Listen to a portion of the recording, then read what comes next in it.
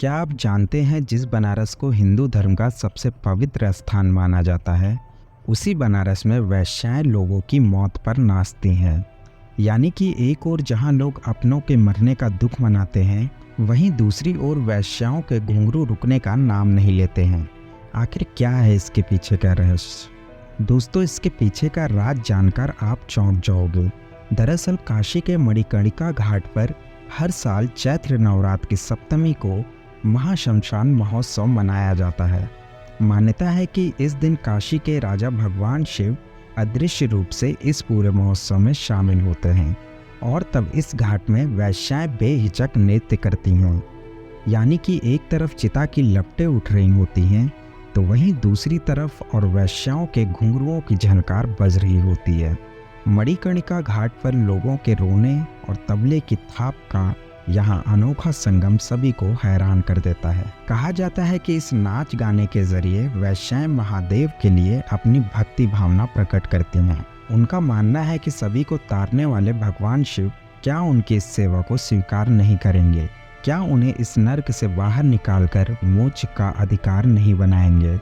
अब सोचने वाली बात है कि इस घाट पर ये परंपरा किसने और क्यों शुरू की?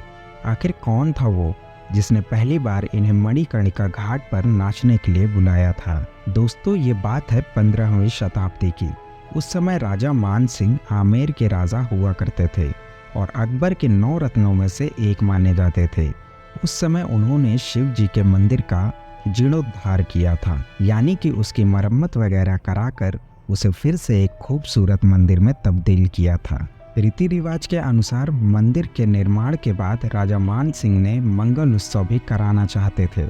इसके लिए उन्होंने नगर के बेहतरीन संगीत और नृत्य कलाकारों को वहां आमंत्रित किया, लेकिन किसी भी कलाकार की उस घाट पर आने की हिम्मत नहीं हुई।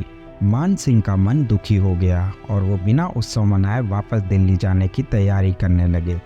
ये बात जब नगर के वैश्याओं को पता चली तो उन लोगों ने आपस में बात करके राजा साहब को एक पत्र भेजा, जिसमें लिखा था, अगर आपको सही लगे तो हम वैश्याएं वहां आकर नृत्य कर सकते हैं।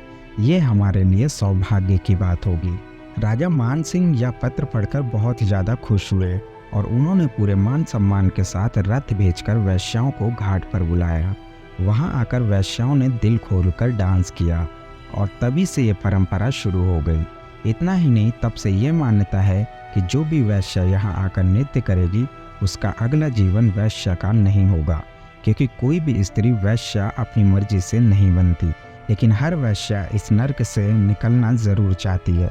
ऐसी जिंदगी किसी अभिशाप से कम नहीं है। आपको बता दें कि इस महाश्मशान घाट पर महोत्सव के दिन इस घाट में जिसका भी अंतिम संस्कार होता है, उस इंसान की आत्मा को जीवन मृत्यु के चक्र से छुटकारा मिल जाता है, क्योंकि बाबा भोलेनाथ उनके कानों में तारक मंत्र का जाप करते हैं और फिर उन्हें महादेव के धाम में जगह मिल जाती है। इसलिए कहा जाता है कि मोक्ष की नगरी काशी में मरने पर भी उत्सव मनाया जाता है। अब आपको मणिकर्णिका घाट से जुड़ी एक और रोचक बात बताते हैं।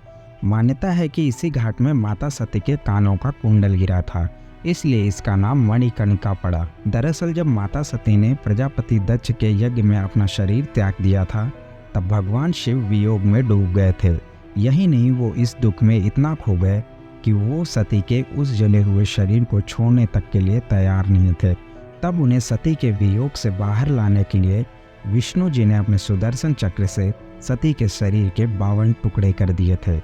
मान्यता है कि ये 52 टुकड़े धरती पर जहाँ जहाँ गिरे वहाँ वहाँ शक्तिपीठ की स्थापना की गई और धरती में लोग आज भी इन शक्तिपीठों के दर्शन के लिए पुण्य प्राप्त करने जाते हैं। तो दोस्तों, आज की कहानी आपको कैसी लगी हमें कमेंट में ज़रूर बताइएगा और ऐसे ही रोचक कहानियों के लिए हमारे चैनल को सब्सक्राइब करके वीडियो को लाइक ज़रूर करिएगा।